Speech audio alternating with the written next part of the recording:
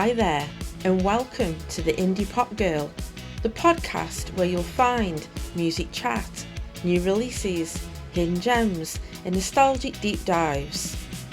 I am back with another episode in my Albums That Surprised Me series, and today I'll be discussing an album from this year which completely blew me away upon first listen, SABLE fABLE by Iver. This is going to be an emotional one for me, so it's time to get in our feels, grab those tissues, and let's have a cry together. SABLE fABLE is the fifth studio album by Iver and was released on the 11th of April 2025. The fABLE part is a continuation of the SABLE EP, which was released back in 2024. The record was co-produced by In Demand Jim E. Stack, who also produced Virgin by Lord, a record that I have also covered on the podcast. His work on this record is truly outstanding, and I'll discuss this further during the track-by-track breakdown. The SABLE EP contains a more stripped-back instrumentation, leaning towards folk, and the fABLE part dabbles in pop, R&B, indie and soul. The record features guest appearances from Dijon, Flock of Dimes and Danielle Haim and received widespread critical acclaim. The themes explored on SABLE fABLE include mourning, guilt, anxiety, isolation and introspection during the SABLE EP. And as fABLE progresses, it eventually emerges from the darkness and leaving that all behind in favour of love, hope, joy and finding that emotional connection with someone. I was not prepared or ready for the emotional roller coaster that this album takes you on. And if you are familiar with SABLE fABLE, then I would love to hear from you. Please let me know what you love about this record and your favourite tracks. I would love to connect with my listeners. Is this a contender for Album of the Year for you?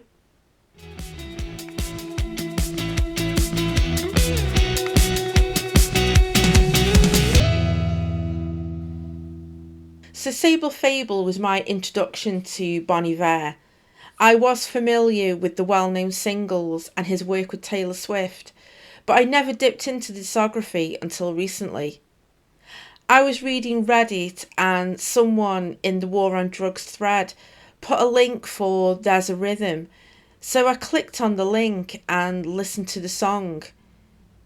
There was something about the feel of that song that reminded me of the War on Drugs and their song Thinking of a Place. I felt that same emotional connection in There's a Rhythm and I fell in love with it instantly. It really spoke to me and it got me intrigued for the rest of the record. I couldn't wait to listen to it, so I didn't waste any time and headed to Spotify as quickly as I could. I sat down with headphones so I could fully immerse myself in the sounds and production. And if you have not heard this record, then you're in for a treat. Prepare to be moved, and I guarantee you will shed some tears. I think the stars were aligned when I discovered it. Sometimes things are just meant to be. I was struggling a bit personally when this record was released, and the way it spoke to me and the connection I had and how I was moved on the first listen was something that I needed at that particular time. The amount of healing that I have found in this record since it came out, and I just had to include it for this series. Just on the basis of hearing one song and then discovering the record with no expectation. It is the perfect candidate for this series. The emotional impact of this record and how I was feeling just had me in tears during a lot of the tracks. An experience like that doesn't happen very often, and especially from an artist that I'd never listened to before, it just makes it all the more special. I have now become a fan of Bon Iver on the strength of this record, and I am currently working my way through the discography. I was also watching a lot of reactions to this record via YouTube, and it just made me fall in love with the record even more.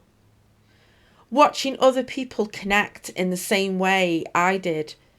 So many of them shed tears, and the reactions left me so incredibly moved. I usually give a shout out to one of my favourite reactors, and for this episode, I'm going to recommend Lucent Reacts. I will provide a link to his YouTube channel, and his reaction to SABLE fABLE was so incredibly moving. He broke his heart during the reaction, but I felt his emotions, and his lyrical analysis is always so articulate. He just got it. When something hits, it just hits. And I found the YouTube reactions healing in their own way, just like the tracks on this emotionally charged, deeply impactful record.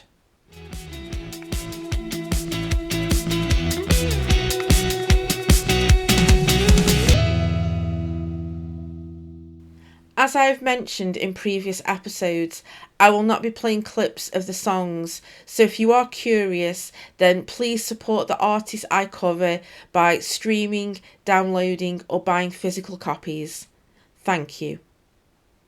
Tracks 1 and 2, Ellipsis, and Things Behind Things Behind Things.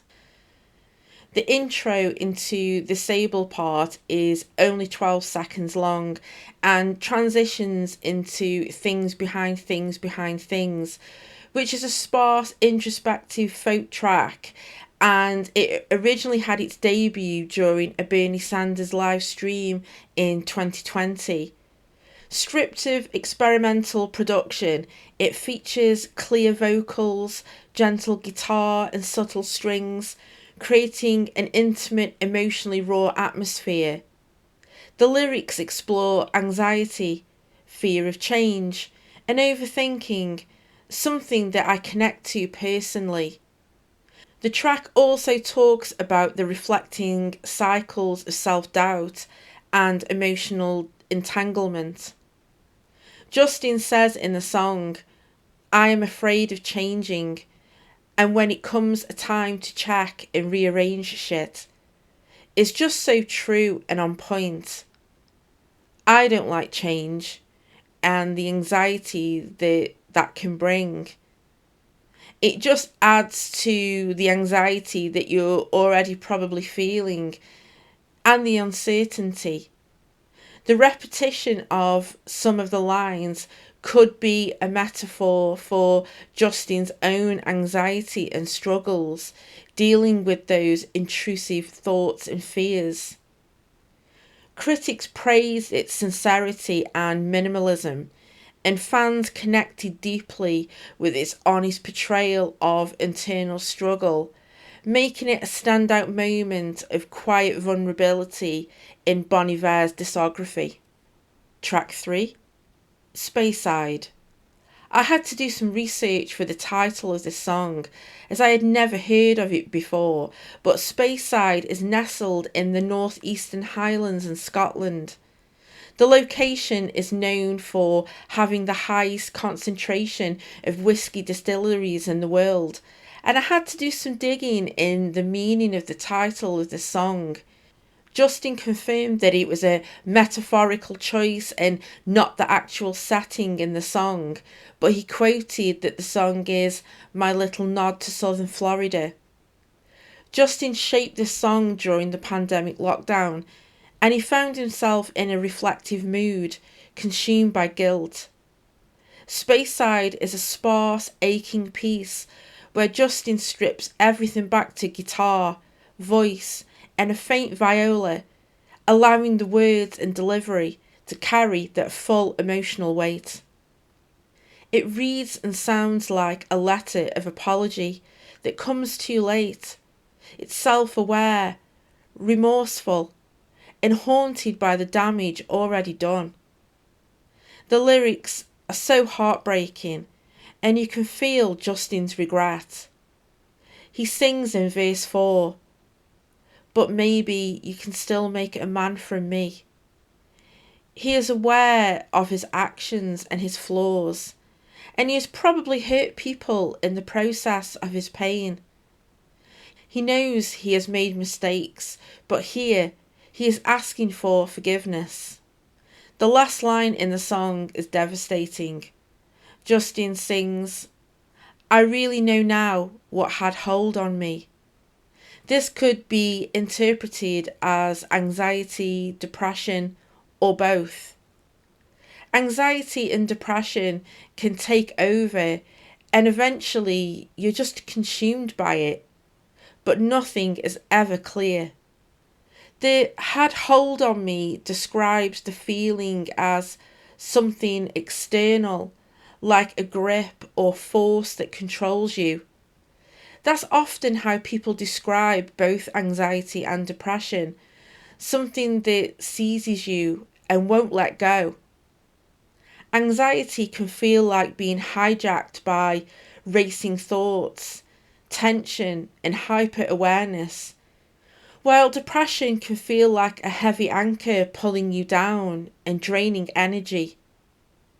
The retrospective phrasing, "really know now," also suggests a realization that only comes after the worst of it has passed, which is true for many who look back and think, wow, that was bigger than I even realised at the time.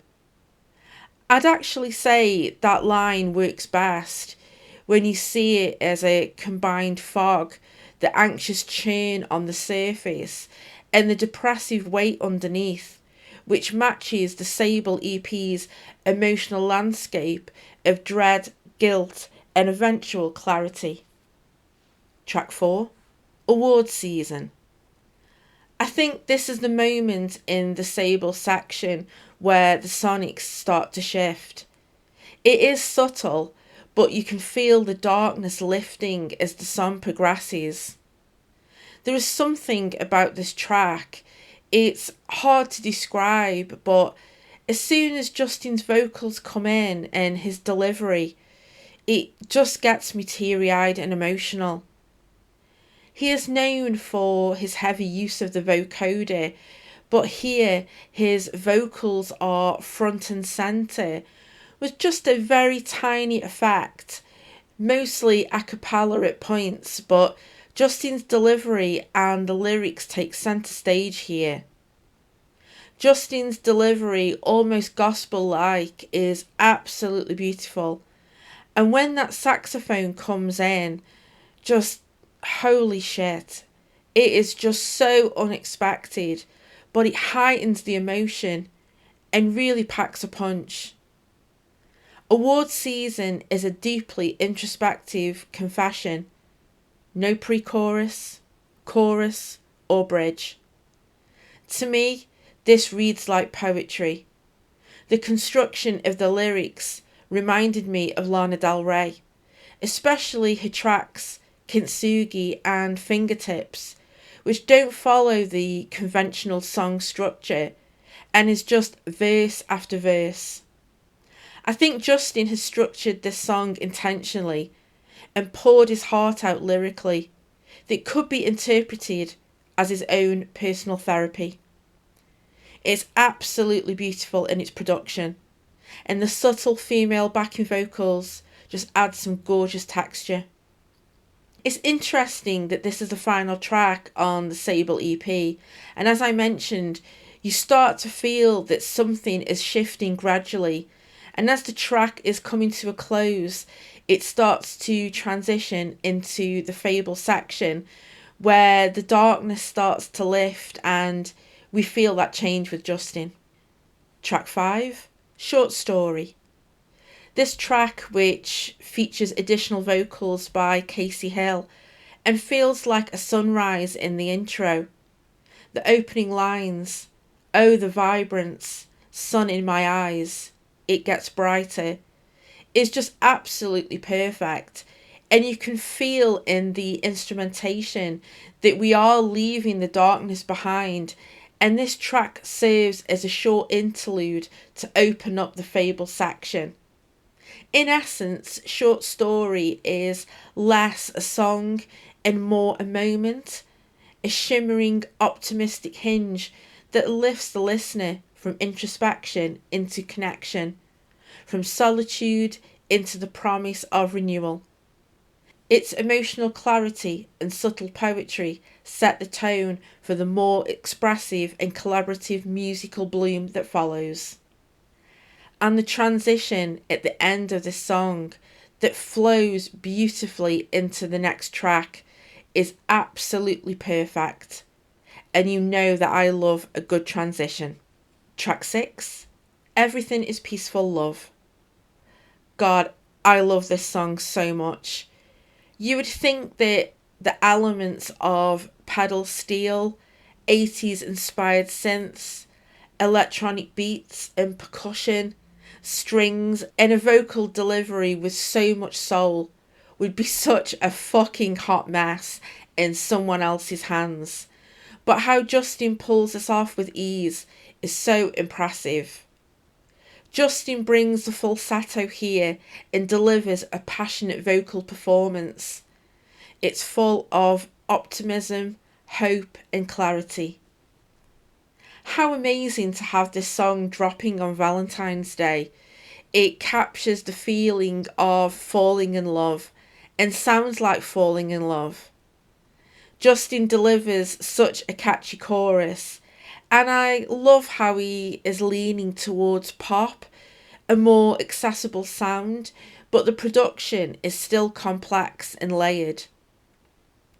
That is really hard to do, the balance of a pop structure, but decorated with experimentation.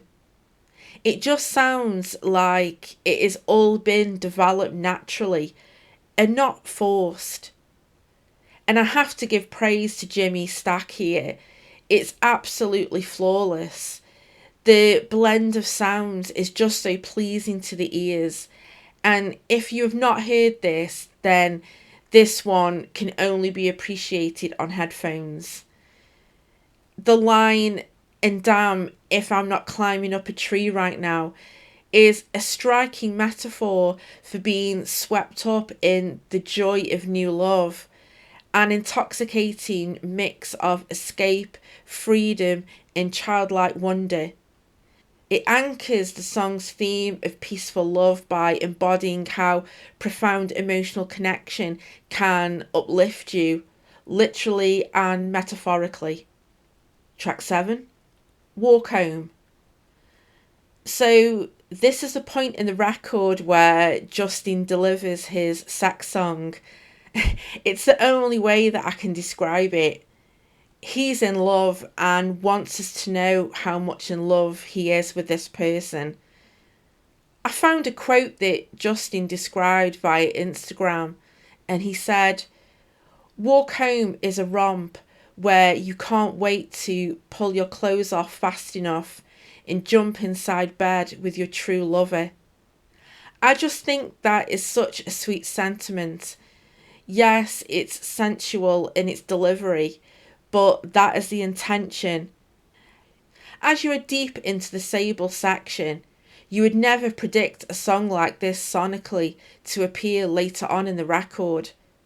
I certainly didn't, and that is what surprised me so much.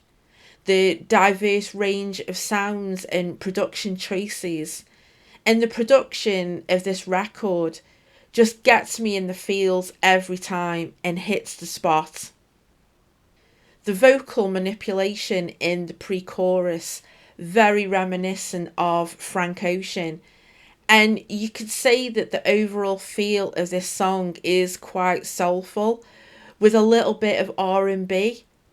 But Walk Home has this slow, steady pulse, that warm, rounded bass and understated beat, which instantly made me think of the Blue Nile, especially their track 7am from the Hats album that was released in 1989. Both songs share that late night, sensual, almost cinematic feel, where the rhythm feels like it's moving you through a quiet, intimate space. And here's the funny coincidence. In award season, Justin name checks Ricky Lee Jones, and she championed the Blue Nile in the 80s and ended up performing with them, most notably on Easter Parade.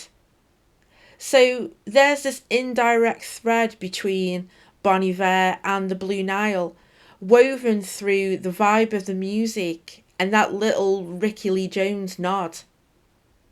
The lyrics evoke the journey toward a private, safe space with someone, a space where you can drop the outside world and just be together. In a sensual reading, walking home becomes a stand-in for returning to that place of physical and emotional closeness. Framed within fABLE's themes of renewal and connection, the sensuality here isn't just physical. It's about being fully present with someone after a long journey through isolation and pain. The title of Walk Home is both literal and symbolic, with the chorus functioning as a subtle yet intimate metaphor for sex and that deep connection with a lover. The way the vocals are manipulated and repeated makes it feel hypnotic, almost like you're caught in the rhythm of the act itself. It's sensual, it's tender, and it's very much the sound of someone fully giving themselves over to connection. The line of, "and we can shed your earthly burdens," is confirmation that Justin finally feels free from his anxiety with this person. He feels safe and is totally consumed by this person. With how intimate the track is, you kind of feel that you shouldn't be listening, but fucking hell, when it sounds like this, how perfect all the sounds are blended together in Justin's passionate vocal performance. He wants the listener to know how amazing being in love is. If you have not heard this song before, please bless your ears with this, because you will want to snuggle up with the person you love after hearing this song. It just gives me that warm, fuzzy glow, and it's beautiful. Track 8, Day 1. This track features vocals from Dijon and Flock of Dimes, and I was unfamiliar with both artists, but I will be definitely checking them out now because they sound wonderful on this track. Their vocals blend beautifully with Justin, and it unfolds with gospel-infused rhythms and an uplifting beat. The rich vocal layers in the production add so much texture to the track. The vocal samples scattered in the track is so creative and such a nice touch. Things like that, the attention to detail, is something that I always appreciate. The lyrical themes touch on past struggles and the self-doubt that was explored in the SABLE section. But here, this track suggests a long journey towards the healing and letting go of past trauma and pain. I love how Justin is reassuring both himself and the listeners that the healing takes time and you will get there.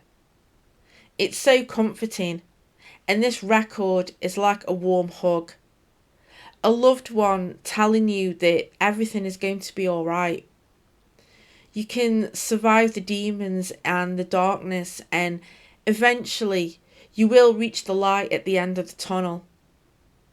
There are records over the years that I have emotionally connected to, records that I return to, but sometimes you run into a record by accident and it completely changes your life. It's like I was meant to discover this, and I am so glad that I did. Track 9, From. This song is an easy SOTY contender for me. As soon as I heard the intro, I fell in love with it instantly. And as the song progresses, it just completely blew me away. This ticks all of the boxes for me, from the production, the lyrics, the instrumentation, and the vocals. My only criticism, it's just too short. Please, Justin, release an extended version of the song, because I could easily eat up 10 minutes of this shit. It sounds so good. If you love indie pop, this track is for you. It definitely gives off a radio-friendly vibe, but don't let that deceive you. There is still complexity in the production and layers, and I have to give praise to Jim on production duties because this track sounds so smooth. The backing vocals are heavenly, and that chorus is just an absolute fucking save in my opinion. Justin brings out the big guns with this track, with Jacob Collier and McGee are credited as co-songwriters, and they also feature here. From is about waiting and for love, expressing patience and emotional openness. It's funny because when I heard this song for the first time, I made a connection to the war on drugs. And this connection is confirmed because when I was researching for this episode, I noticed on the credits that Sean Everett is credited as the mixing engineer on this track. So, together with the immaculate production from Justin and Jim, we are also blessed with the talent of Sean Everett with his genius mixing skills. If you've listened to my Miley Cyrus episode, you will know that Sean is all over the latest Miley record, and you can always feel his presence. He has got a distinct style, and if you are familiar with the war on drugs, then you will know what I mean. I could listen to this track over and over again, and I would never ever get tired of it. It fucking heals me every single time. Track 10, I'll Be There. This track features uncredited vocals from Danielle Haim, and this is a gorgeous blend of soulful gospel textures with hints of R&B. We have choir-backed harmonies blended with Danielle, and it sounds amazing. But the layers are enhanced even more with a gospel-style organ, saxophone that comes in, combined with my old favourite, the Rhodes, and it's got a laid-back groove that you just want to move to, and you would not make a connection like that with a Bon Iver song. It's upbeat and joyful, but it has a bit of a retro, old-school sound, mixed in with a modern, clean production. I also got Prince vibes with this track the more that I have sat with it. It could be the groove or the instrumentation. I was also thinking about Justin's vocal delivery and the use of his falsetto. He must have been using Prince as an inspiration for I'll Be There, because if Prince was still with us, I guarantee that he would vibe with Bon Iver. And could you imagine if they collaborated? And you know what? It would probably sound like this. Danielle and Justin's voices go together so well. How they complement each other. And we are so blessed with the next track as she makes another appearance. And boy, we are in for a treat. Track 11, If Only I Could Wait. Okay, here we fucking go. I'm just going to put it out there.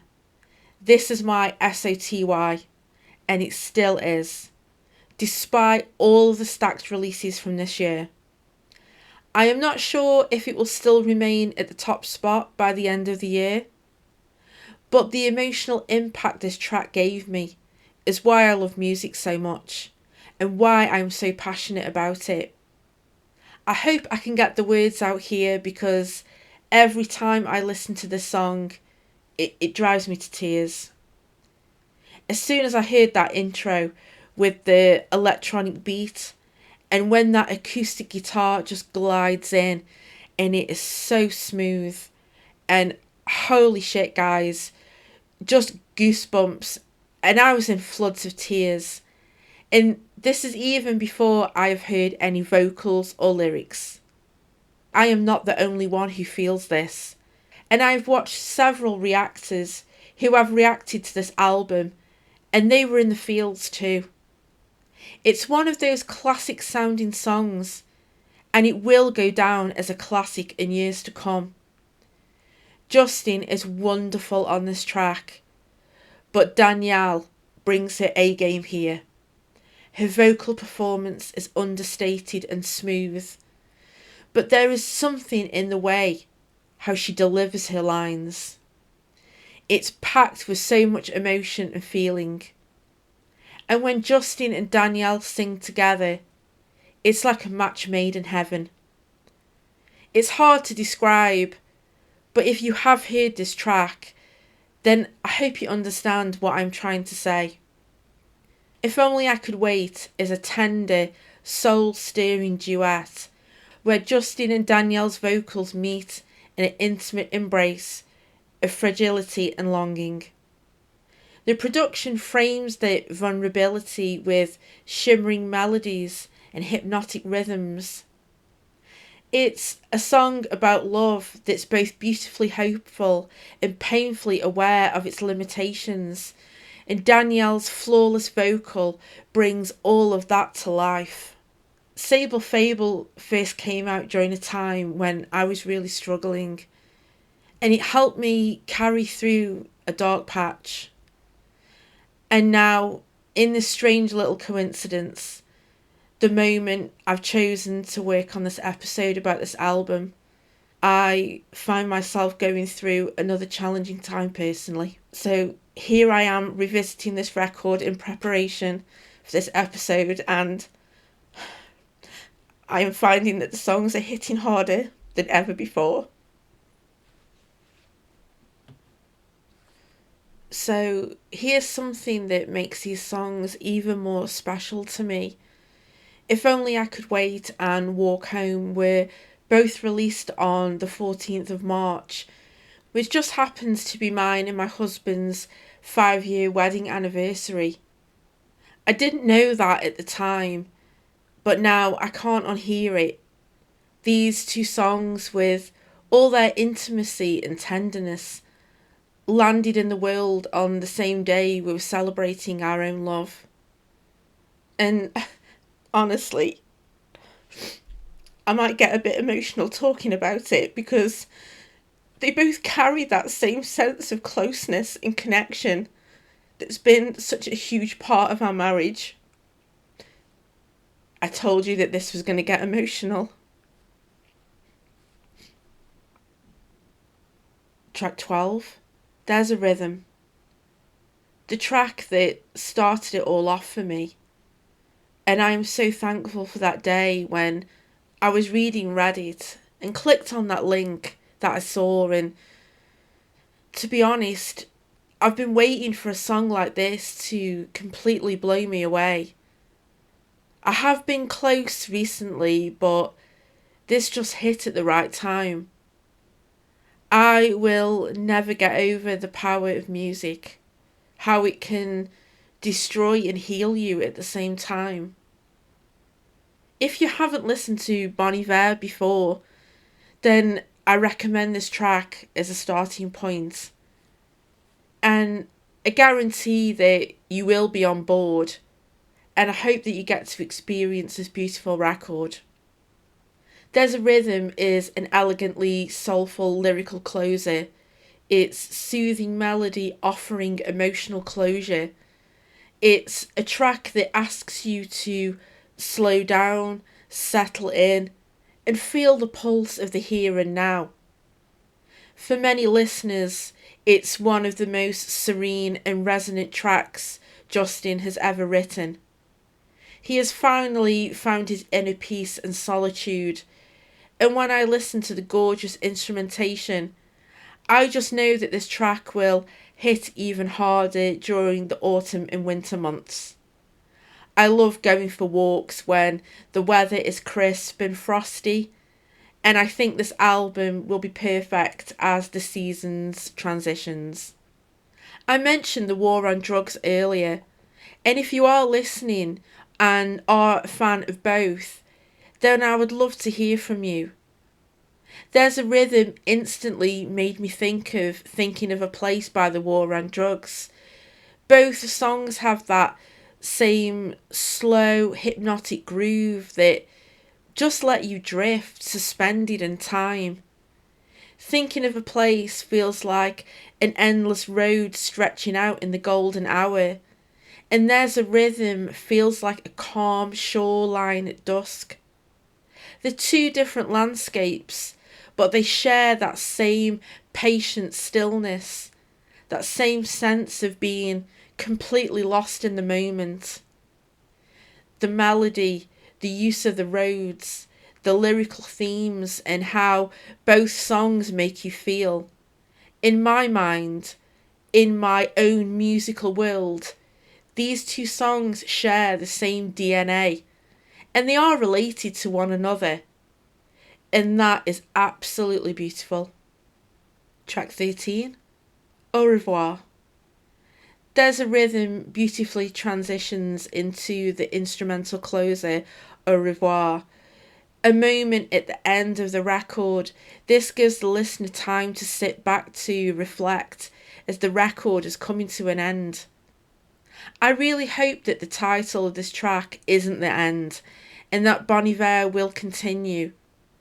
I have read theories online that Justin may call it a day, but when he is writing on this level, I hope he has got more to give, because this man is a fucking genius. I may be late to the Bon Iver party, but I got there in the end, and I will be a fan for life.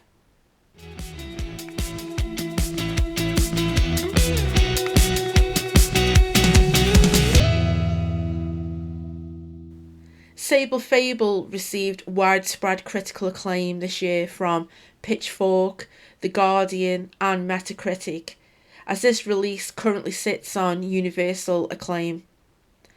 I'm sure that this will end up in the majority of end-of-year lists across the board because of the high quality on display. The warmth and the intimacy and the power of this record will be a classic in years to come. I'm confident that this record will receive some Grammy nominations, and I think it will pop up in the alternative categories, but to be honest, this record deserves to be nominated for Album of the Year and in the engineering slots for sure. What is interesting about the artwork is that when you first see it, you think, man, it's a bit basic or whatever, but the more you look at it and the more you sit with the tracks, you realise that the concept of the artwork is intentional. The black square in the middle obviously represents the SABLE portion. It's slightly smaller in scale as the EP is only technically 3 tracks. The salmon pink square represents the bops on fABLE, and the colour scheme is fascinating to me. The choice of the salmon pink, but it's such a warm and healing colour that is very easy on the eyes. The subtlety perfectly mirrors how the album grows on you. Overall, SABLE fABLE has been celebrated as a bold, emotionally vivid rebirth. An album that steps out of darkness and into the light, grounded in soul and connection. Critics and fans alike praised its heartfelt clarity and sonic warmth, marking it as a major milestone in Bon Iver's evolving sound. This has been at the top spot for my AOTY since it was released, and I know we still have some big releases coming up, and the second half of the year is always pretty stacked, so it will be interesting where this will end up for me at the end of the year. But I am pretty confident that it will remain in the top 3. You'll just have to wait and see. But make sure you are following me or subscribed so you don't miss out. Doing my first ranking for this podcast is going to be a lot of fun. Thank you so much for tuning into this episode. Please follow me on Instagram, Facebook and Threads at The Indie Pop Girl. If you've enjoyed this episode, I'd love it if you could follow and share, as it helps other music lovers to find the show. I am also on YouTube. You can find me at the Indie Pop Girl podcast, and I'd be grateful if you could subscribe, as I'm creating content, shorts and posting teasers for upcoming episodes. I've also created a public Spotify playlist and added some of my favourite tracks from the artists that I've already covered. And as the episodes grow, I'll be adding more. So if you are curious with any of the artists and albums that I have covered, please give it a listen, and who knows, you might find a new discovery. You can find me on Spotify at the Indie Pop Girl, and the playlist is called Favourite Tracks from Podcast Episodes. I'll be back very soon with the last episode in my Albums That Surprised Me series, and the album I have picked is definitely connected to SABLE fABLE, and it just makes sense to follow on from Bon Iver and to close out the series.